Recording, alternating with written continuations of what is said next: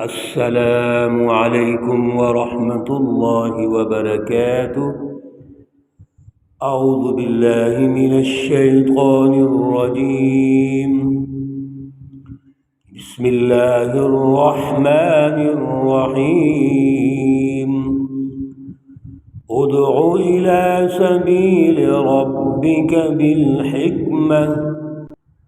بالحکمة والموعظة الحسنة وجادلهم بالتي هي أحسن إن ربك هو أعلم بمن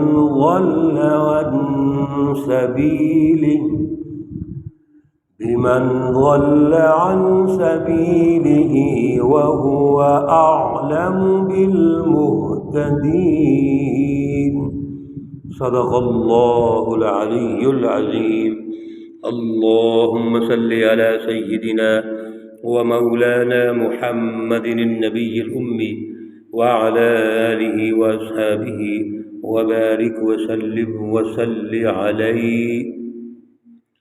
معزز بھائیوں اور بہنوں، آج جن آیات مقدسہ پر درس قرآن ہو رہا ہے، آیت مقدسہ نمبر 125، 126، 127 اور 128 ہیں، سورۃ النحل ہے، اور آج الحمدللہ پارہ نمبر 14 مکمل ہو رہا ہے۔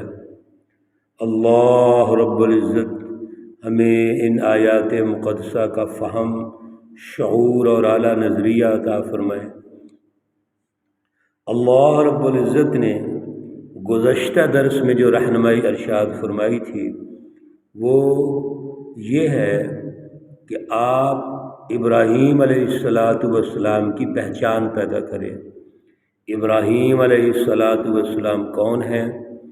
تحریک حنیفیت کا آغاز آپ سے ہوتا ہے، اور جد الانبیاء ہیں، ابو الانبیاء ہیں، اور آپ سے دو ونگ کا آغاز ہوتا ہے جو تکمیل پذیر ہوتا ہے حضور نبی اکرم صلی اللہ علیہ وسلم پر۔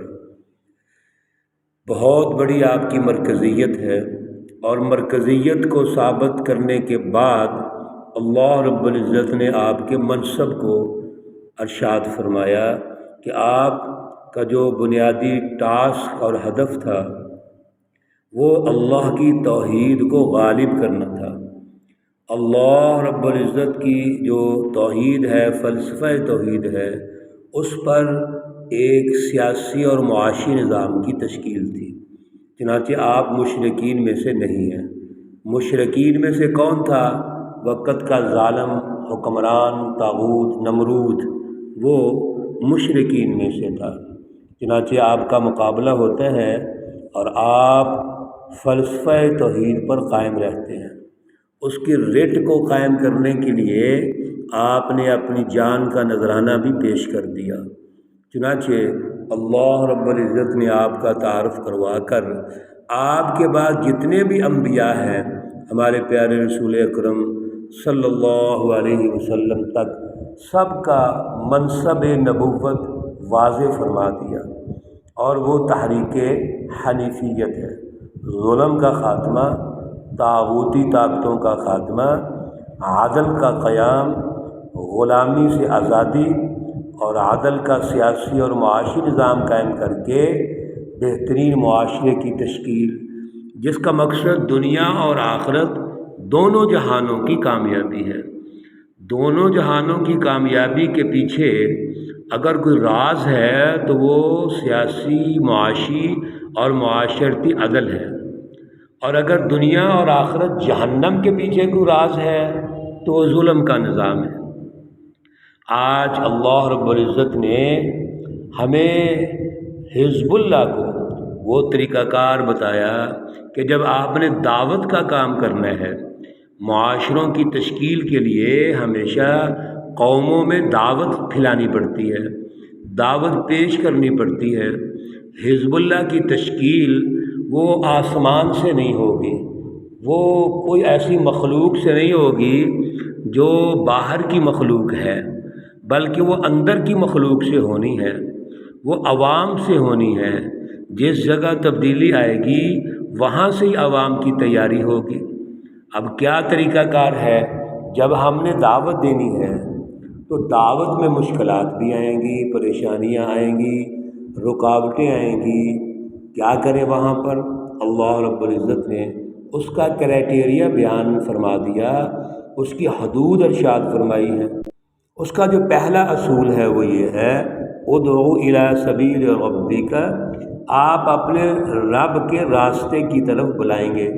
یہاں سے یہ واضح ہو گیا کہ جو راستہ ہے وہ آپ کا نہیں ہے، آپ کا ایک مشن ہے، اور مشن من جانب اللہ ہے، اللہ کی طرف سے ہے۔ لہذا یہاں وہ مستقل جو شائبہ کسی انسان کی ذات کا ہو سکتا ہے، انفرادیت کا ہو سکتا ہے، اللہ رب العزت نے اس کو رد فرما دیا ہے۔ یہ راستہ اللہ کا راستہ ہے، اللہ کی رہنمائی ہے۔ ہم تو صرف اپنی ذمہ داری پوری کر رہے ہیں، اپنی ڈیوٹی سر انجام دے رہے ہیں۔ اب جب اللہ کے راستے کی طرف بلانا ہے تو اس کا کرائٹیریا بھی اللہ دے رہے ہیں۔ پہلا بالحکمہ، حکمت کے ساتھ دعوت دینی ہے۔ دوسرا الموعظۃ الحسنہ، اچھے طریقے سے گفتگو ہونی چاہیے۔ تیسرا وجادلہم باللتی ہی احسن، اگر کسی سے کوئی مقابلہ بھی آ جائے تو وہاں ہمارا انداز تخاطب کیا ہونا چاہیے، انداز کلام کیا ہونا چاہیے۔ چنانچہ اللہ رب العزت نے سب سے پہلا اصول حکمت ارشاد فرمایا۔ حکمت دانائی سے، عقلی اور نقلی دلائل سے۔ آپ جب دعوت پیش کریں تو آپ کی دعوت کی جو بیک گراؤنڈ ہے وہ اس کو سمجھانی ہے، دعوت کی مرکزیت سمجھانی ہے۔ کیوں ہم یہ دعوت آپ کو دے رہے ہیں، کیا وجہ ہے، یہ کیا اس کے اسباب ہیں، یہ ہم نے سمجھانا ہے۔ اس کو حکمت کہتے ہیں۔ اس کے لیے ہمیں دلائل دینے پڑیں گے، اچھے انداز میں گفتگو کرنی پڑے گی۔ اس لیے اگلا جو اللہ نے اصول بنایا وہ اول موعظۃ الحسنہ۔ یاد رکھیے، کتنی بھی آپ کی گفتگو خوبصورت ہو، اگر اس کے پیچھے دلائل نہیں ہے، لاجک نہیں ہے، وہ گفتگو اثر انداز نہیں ہوگی۔ ہمیشہ اچھی گفتگو وہ ہوتی ہے جس میں نرمی ہو، دوسرے آدمی کے سامنے ہم بات چیت کریں تو وہ سننا پسند کرے، قبول کرنا پسند کرے۔ ایک ہوتا ہے سننا، پھر سننے کے بعد قبول کرنا ہے۔ یہ دونوں چیزیں اصل میں حکمت سے آتی ہیں، جس کے پیچھے دلائل ہوتے ہیں۔ گفتگو زرخیز اس وقت ہوگی، گفتگو نتیجہ خیز اس وقت ہوگی جب اس کے پیچھے دلائل ہوں گے، جب اس کے پیچھے اچھی سوچ ہوگی، گفتگو میں نرمی ہوگی، زبان میں نرمی ہوگی۔ اسی لیے حضرت موسیٰ علیہ السلام اور حضرت ہارون کو جب اللہ رب العزت نے فرعون کی طرف بھیجا تو کیا کہا؟ فَقُولَا لَهُ قَوْلًا لَيِّنًا، آپ نے نرم انداز میں گفتگو کرنی ہے۔ تو مبلغ کا جو کام ہے، دعوت دینے کا کام جو ہے، داعی کا جو کام ہے، وہ زبان میں نرمی ہونی چاہیے اور دلائل ہونی چاہیے۔ اب تیسرا طریقہ کار کیا ہے کہ مقابلے کی جو طاقت ہے، لوگ ہیں جن کو آپ دعوت دے رہے ہیں وہ دعوت کو تسلیم ہی نہیں کر رہے، وہ مقابلے میں آ جاتے ہیں، بحث کرتے ہیں، مناظرہ کرتے ہیں، مجادلہ کرتے ہیں۔ تو ہم کیا کریں؟ ہمیں یہ حکم ہے کہ آپ ان کے اس مقابلے میں بھی اچھے طریقے سے پیش آئیں، کیونکہ ہمارا جو ہدف ہے وہ تو یہ ہے کہ وہ ہماری بات سن لیں، پھر سن کے قبول کر لیں۔ تو ہم اگر اس پوزیشن میں ہوں گے تو وہ سنیں گے، اور اگر لڑائی اور جھگڑا ہو گیا وہ تو سنیں گے نہیں، وہ تو ہمیں اپنا دشمن سمجھیں گے۔ لہذا ان کے مقابلے میں ہی احسن، اچھا طریقہ ہونا چاہیے۔ یہ بڑا ہی خوبصورت دعوت کا نظام ہے۔ دور حاضر میں بھی انہی اصولوں کو پیش نظر رکھتے ہوئے ہم نوجوانوں کو اور عوام کو دعوت دیں گے۔ آج دعوت یہاں کیوں مؤثر نہیں ہوتی؟ دعوت فرقوں کی ہو گئی ہے، بلکہ ہم تو دعوت دینے سے پہلے یہ کہتے ہیں تم جہنمی ہو، ہم جنتی ہیں، تم غلط ہو، ہم درست ہیں۔ اگلے آدمی کی ہم بات ہی سننا نہیں چاہتے۔ بھائی جب ہم نہیں سننا چاہتے تو وہ ہماری بات کیوں سنے گا؟ ہم گفتگو کرتے ہیں، سخت گفتگو کرتے ہیں، اس لیے ہمیشہ یہ کوشش کرنی چاہیے کہ ہم جب گفتگو کریں تو وہ ہماری بات کو سننا پسند کریں۔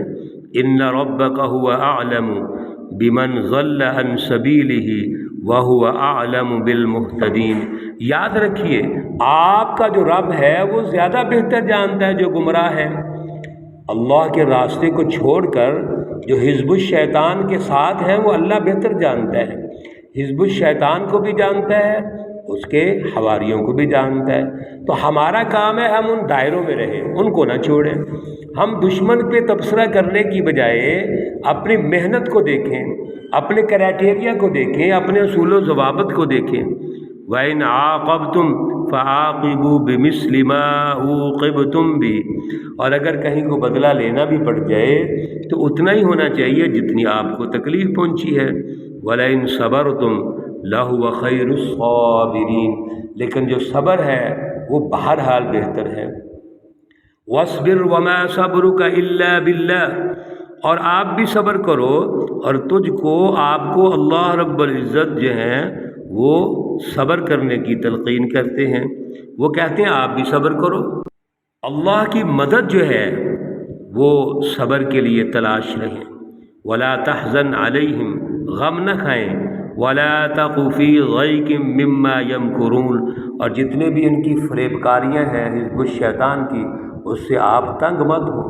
دیکھیے آپ اپنے مشن پر قائم رہیں، دعوت پر قائم رہیں، آپ حزب الشیطان کے مقابلے کی پلاننگ کرتے رہیں، پریشان نہیں ہونا چاہیے۔ کیوں؟ ان اللہ مع الذین اتقوا، بے شک اللہ رب العزت جو ہیں وہ تو مومن اور سچی جماعت کے ساتھ ہیں، اللہ حزب اللہ کے ساتھ ہیں۔ والذین هم محسنون، اور وہ جماعت جو اپنا سب کچھ قربان کر رہی ہے اللہ کی رضا کے لیے، اللہ کے مشن کی تکمیل کے لیے، اللہ اس کا ساتھ دیں گے۔ جب اللہ آپ کے ساتھ ہے پھر ہمیں پریشان نہیں ہونا چاہیے۔ پھر اگر نشیب و فراز آ بھی جائیں کسی مرحلے میں بھی ہمیں ٹینشن نہیں لینی چاہیے۔ یہ جو پہلا دور ہے جماعت سازی کا دور، رسول اللہ صلی اللہ علیہ وسلم کو بڑی مشکلات آئیں اور آپ نے صبر و تحمل سے کام لیا ہے۔ پھر جب خلافت ظاہرہ ہوتی ہے، ریاست مدینہ قائم ہو جاتی ہے اور غزوات کا آغاز ہو جاتا ہے، تو صحابہ اکرام کے ذہنوں میں یہ بات آئی کہ اب ہم بھی ان کا مقابلہ کریں گے، اگر انہوں نے ہمیں تکلیف پہنچائی ہے تو ہم بھی پہنچائیں گے۔ غزوہ احد کے موقع پر جس طرح سید الشہداء حضرت حمزہ کو نہ صرف شہید کیا گیا بلکہ ان کا مسلح کیا گیا، ان کے اعضاء کاٹ دیے گئے، رسول اللہ صلی اللہ علیہ وسلم بڑے رنجیدہ ہوئے اور فرمایا کہ ہم جب غالب ہوں گے ہم قریش کے 30 آدمیوں کے ساتھ ایسے کریں گے۔ صحابہ اکرام بڑے خوش ہوئے۔